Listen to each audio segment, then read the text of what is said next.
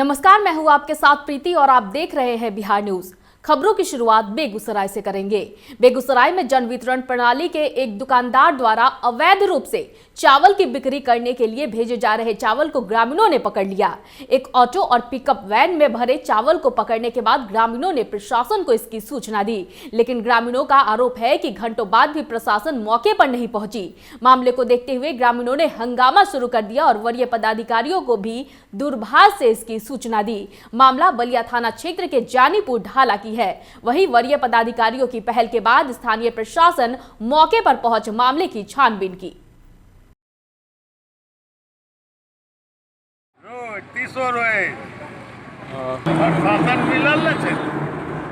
प्रशासन तो रुपा ले चलते रहे। देखिए ये पूरा मामला जो है सरकारी राशन खरीद बिक्री का। जहाँ तक रही बात, ये चावल का बोरा आप सीधा देख सकते हो, 2 गाड़ी है, एक पिकअप पूरा ओवरलोड माल जो है खाली होके गया है, उसको हम लोग रंगे हाथ पकड़े हैं। और जब हम लोग पकड़े उसको तो सीधा हमारे टीम का लड़का पर गाड़ी चढ़ा दिया, मतलब पूर्ण रूप से समझिए चढ़ा दिया।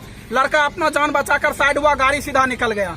रही बात, अब देखिए ये जब यहाँ पर हम चावल पकड़े हैं तो इसका जो है गद्दी का मालिक यहाँ आदमी कहता है कि गोली चलवा देंगे इस सब पर। यहाँ पर जितना भी बलिया स्थानीय प्रशासन है सबको हम लोग फोन कर चुके हैं और बजाबता NH के सामने में ये सरकारी राशन है। देखिए बजाबता आप देख सकते हैं चावल का बोरा बजाबता ही खरीद बिक्री होता है। क्या प्रशासन के इसके ऊपर नजर नहीं पड़ता है? इससे पहले भी एक मामला उजागर हो चुका है जब लखनऊ का नुरजमापुर का डीलर पकड़ाया था, उसमें खुलासा किया था कि NH के पास जो है इसका चावल का खरीद बिक्री होता है, फिर भी प्रशासन कार्रवाई क्यों नहीं किया? अगर आज कार्रवाई होता तो आज कम से कम हजारों बोरा इस तरह से गद्दी में पैक नहीं होता गरीब आदमी का राशन। रोहतास जिले के विक्रमगंज मुख्यालय में बने एक निजी विद्यालय क्वारंटीन सेंटर में लोगों ने जमकर हंगामा किया और नीतीश कुमार मुर्दाबाद के नारे भी लगाए। इस हंगामे के बाद प्रशासन आनन फानन में सेंटर पहुंची, लेकिन प्रशासन को भी पीछे हटना पड़ा। बता दें कि क्वारंटीन किए गए लोगों का आरोप है कि सरकार के मानक के अनुसार ना तो वहां खाना दिया जा रहा है और ना ही वहां सोने या रहने की ही कोई व्यवस्था है। मौके पर पहुंचे विक्रमगंज BDO अजय कुमार से पूछा गया तो उन्होंने सरकार की मानक तो बताई, पर व्यवस्था के नाम पर उन्होंने क्या कुछ कहा आप भी सुने। ऊपर चल के देख लीजिए, वीडियो बना दीजिए एक बार।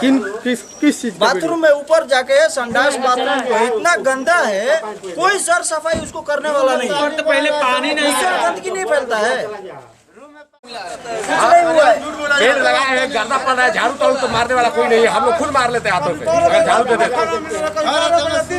यहाँ ट्रांसफार्मर लगी है, बिजली नहीं देना चाहिए था। अपने गाँव के स्कूल में 24 घंटे बिजली रहता है। चेक कर लीजिए, उसके बाद हम लोग को बोलने का मौका दीजिए। वीडियो साहब प्रॉब्लम है, अभी वीडियो साहब है और खाना ऐसा मिला था जैसा लगता है कि पहले एकदम बेकार खाना मिला। यहाँ पर पहले व्यवस्था हम लोग आए तो कुछ भी नहीं है। जनरेटर जला गया, 12 बजे फिर जनरेटर बंद किया गया। हम लोग रात भर जाके सर में दर्द हो रहा है, मच्छर काट रहा है, इससे कोरोना वायरस बढ़ेगा। और हम लोग को पहली बात कि हम लोग का चेकअप नहीं हुआ है। वीडियो साहब तो कहना कि सारी व्यवस्था दी जा रही है। हम लोग इधर 3 दिन से आए हैं, 3 दिन से एक डॉक्टर नहीं आया चेकअप करने के लिए। इधर हम लोग रहने नहीं आए, रहने के हमारा बहुत अच्छा घर है, बहुत अच्छा खाना बा। 3 दिन से रहेगा टाइल बजा ना, खाना खाए के मिला था टाइम पे, ना चौदर बा, ना लाइट बा, हगे खाती पानी नहीं के, ना बोतल बा पिए खाती। 4 महला से उतरे के बढ़ता 1 गिलास पानी ले खाती है जा। अभी तो सब अभी आओ 3 दिन बाद जाए को डॉक्टर निकल चेकअप करे खाती है, राय खाते भेजा हमनी के चेकअप करवाइल भेजा। हंगामा क्या कर रहे हैं? यही दिक्कत है, 5 ताला पर हम लोग हैं, 5 ताला से हम लोग नीचे आ रहे हैं। पैर दुख जा रहा है, यहाँ पर कोई पैर भी नहीं दबाने वाला है, पैर दुख जा रहा है, ऐसे ही सब मर जाएगा। मच्छर काट रहा है, मच्छरदानी नहीं सोड़ा है, नहीं साबुन है, कुछ नहीं है। सोते हैं कैसे? सोते हैं ऐसे ही सो जाते हैं। अभी तो थोड़ा साबुन मंगाए थे, अभी घर से आ रहा है। हंगामा का कोई कारण नहीं है ना। खाना पीना नहीं मिल रहा है लोग का, एकदम खाना पीना मिल रहा है। कहाँ मिल रहा? तो मिलता तो कैसे लोग कोई बोलता? अब वही तो दिक्कत है। यहाँ पर करमगंज में कितना क्वारंटाइन सेंटर बनाया गया है? 14 कहाँ क्या व्यवस्था रखा गया? सब जगह वहीं पर खाना। कल DAV के लिए आपको हम बात करा रहे थे।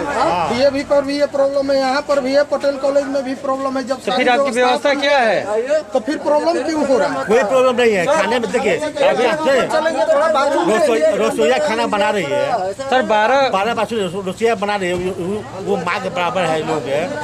सुबह 4 बनाती है, उसके बाद खाना चाय नहीं मिल अभी चाय पिया अभी चाय पिया आपके सामने तो हंगामा कर रहे हो। बोले अभी चाय पिया पिया आपके सामने क्यों हंगामा जब मिलता तो हंगामा क्यों करता लो? बुला रोसी बुलाते रोसी अभी चाय पिया है लोग, नाश्ता किया है, अभी खाना बन रहा है। तो जब सब मिलता तो फिर हंगामा क्यों करता है लोग?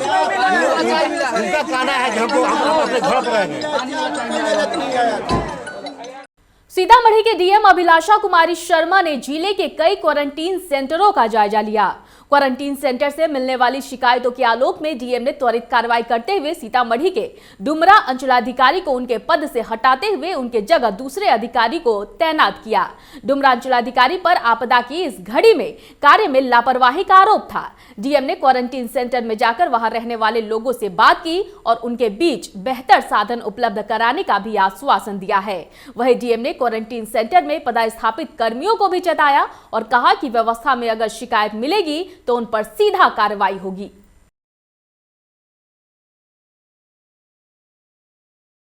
अच्छे से निकले और आप समझिएगा तो क्या है ना कि आप लोगों का कांटेक्ट है सब जगह, तो लोग आने से हो सकता है उधर में घबरा रहे हो, हम लोग के जो बिहार भाई लोग हैं डर रहे हो, तो वो लोग आप जब समझाइएगा तो उसको भी समझ में आएगा कि क्या है।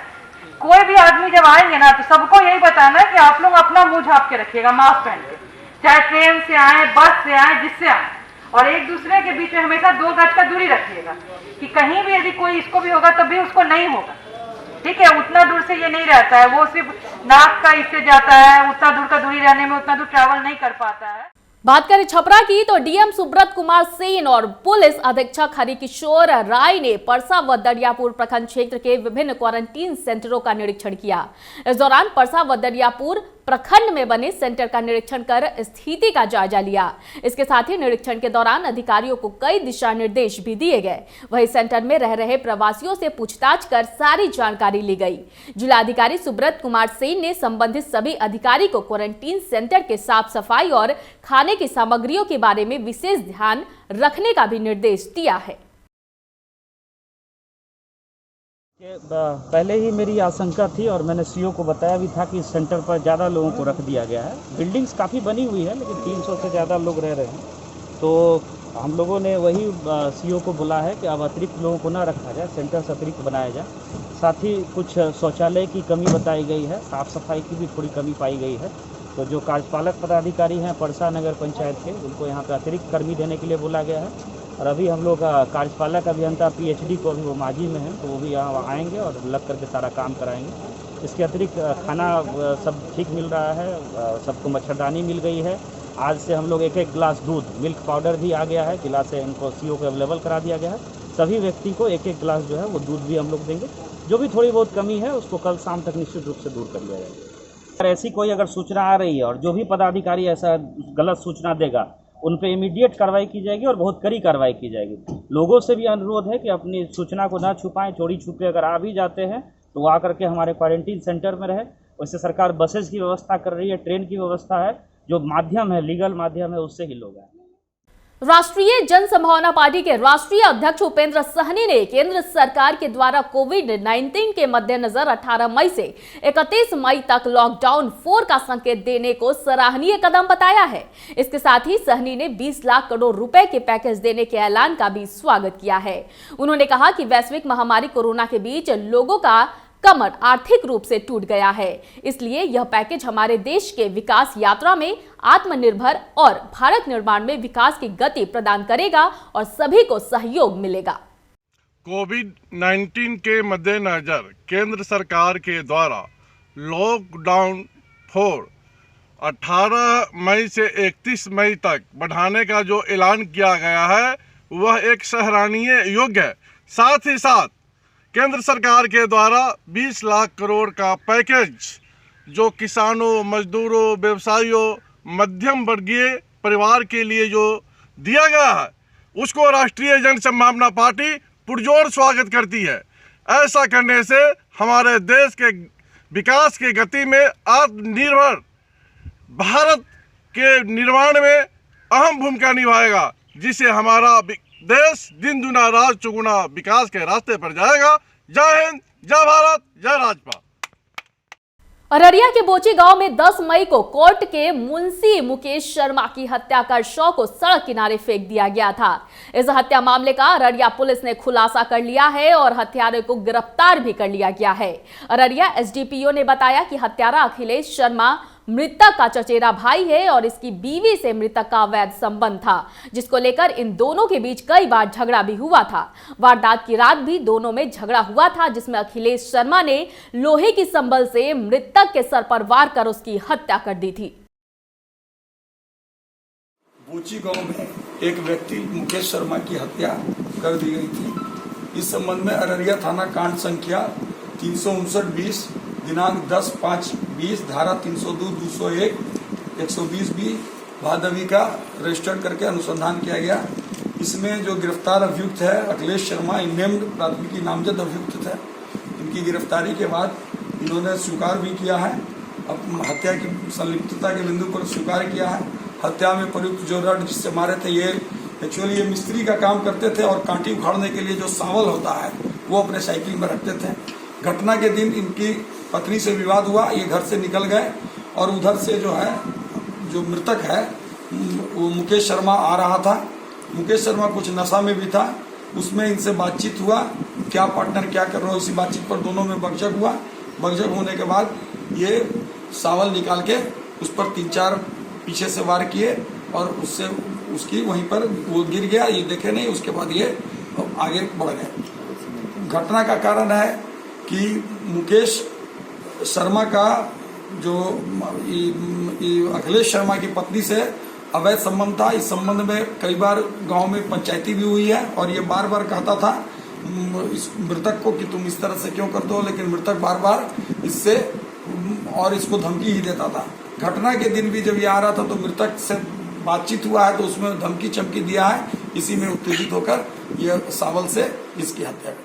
गया जिले के इमामगंज प्रखंड के कोठी थाना क्षेत्र के मोहनडीह में 20 वर्षीय रंजू कुमारी का शव कुएं से बरामद किया गया है।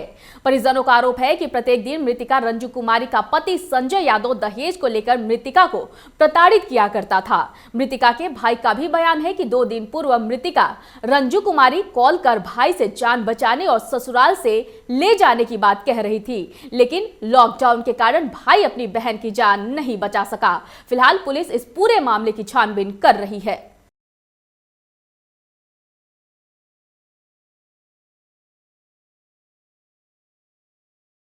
ऐसे ही हल्का फुल्का लड़ाई हो रहता था, हल्का फुल्का ऐसा हमेशा होता रहता था और इसको ही मर्डर करके और कुआं में मतलब ले कुआं में डाल दिए। करने कोई मर्डर नहीं है, रस्सी से गला में फंस करके रस्सी से गला में मारे हैं। यहाँ हाथ में गला में लगा हुआ पूरे रस्सी से। इससे पूर्व में लड़ाई झगड़ा भी होता था? हाँ होता रहता था, लड़ाई झगड़ा होता रहता था हमेशा, इधर लड़ाई झगड़ा होता रहता था हमेशा। कब शादी हुई? हाँ उसके बाद भी मतलब लड़ाई हमेशा इसमें टॉर्चर करते रहते थे लड़ाई के लिए। शादी करे हुए 2-3 साल हो गए शादी करे हुए। उसके बाद कहाँ के निवासी हैं? ये बरहत चक्र बंधा के। हमको बहन का मर्डर कर दिए हैं सर। क्या कुछ मामला भी था पूर्व में? मामला कुछ नहीं है, छिटपुट जैसे घर में होता रहता था वैसे होता रहता था। बहुत बार ऐसे हुआ, दहेज के प्रताड़ना हुआ बहुत बार। क्या है मैं छोटा छोटी की बात हुआ छोड़ दो, कोई बात नहीं है, बहन को हमको छोड़ दो, कोई बड़ी बात नहीं है। थोड़ा पैसे वाला है तो आप दूसरा शादी कर लेंगे, हम ऐसे कर लेंगे, मार देंगे, केस कर देना, जो होगा सो होगा, सब देख लेंगे हम। सब कुछ तो मतलब क्या था गया, जे कितना केस करेगा आगे करेगा क्या करेगा सब हम देख लेंगे सब हम। इतना मतलब इतना तक धमकी मतलब आज से 4 महीना पहले लड़का अपने आप से दिया था हमको। किस टाइम ये घटना घटी? ये घटना का तो मेरे को सर 12 बजे पता चला, हमको कोई खबर नहीं दिया। हमारा एक मेरा भाई है यहीं सगंज का है सर, वो खबर दिया हमको कि हाँ बहन आपको मतलब डेथ हो गई है, ऐसा सब बात हो गया है। जिला प्रशासन की एक अनोखी पहल सहरसा में देखने को मिली, जहां शहर के पॉलिटेक्निक स्थित इंजीनियरिंग कॉलेज में बने आइसोलेशन केंद्र में मौजूद सभी प्रवासी मजदूरों की देखभाल जिला प्रशासन की ओर से चुस्त और दुरुस्त तरीके से की जा रही है। जिले के लगभग सभी आइसोलेशन केंद्रों पर प्रवासी मजदूरों के लिए कैरम बोर्ड, फुटबॉल, बैडमिंटन और लूडो सहित खेल के विभिन्न सामानों की व्यवस्था की गई है, ताकि सभी प्रवासी मजदूर इन सभी चीजों में व्यस्त रहे। वहीं सुबह सुबह योगा क्लास भी कराई जा रही है, ताकि सभी मजदूर स्वस्थ भी रहे। अभी हम लोग का उद्देश्य है कि कोरोना के स्थिति दौरान में सांस लेने की प्रक्रिया जो है कैसे उसका ह्यूमिनिटी पावर बढ़ाया जाए, कैसे सांस लेने से उसका के ब्लड सर्कुलेशन बढ़ेगा और बीमारी दूर भागेगा। उसके लिए हम लोगों ने यहाँ पे उन लोगों को बताया कि कैसे आपको एक्सरसाइज करना, कैसे रोग से दूर रहना है और कैसे अपने आप को इम्यूनिटी पावर को बढ़ाना। तो यहाँ अभी कितने लोगों को आपने करीब दिलाया? अभी कम से कम लगभग 250 के लगभग में यहाँ पे आए हुए हैं, जिसमें कि 200 के आसपास 250 के आसपास में अभी यहाँ मौजूद है, जिसको कि हम लोग अभी करवा रहे हैं। महिलाएं भी हैं? महिलाएं 10 के लगभग महिलाएं भी हैं।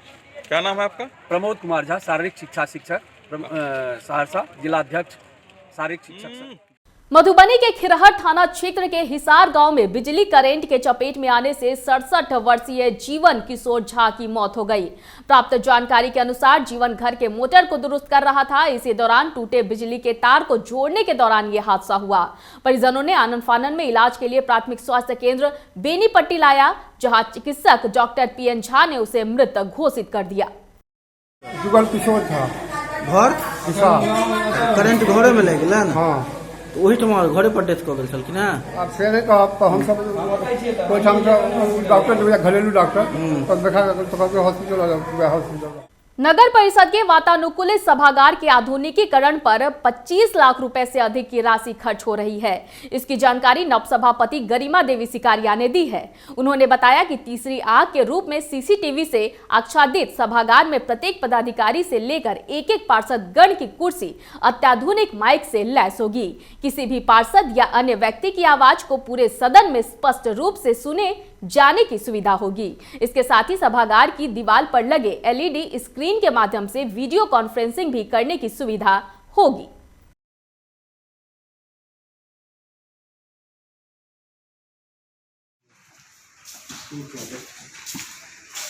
This is the place where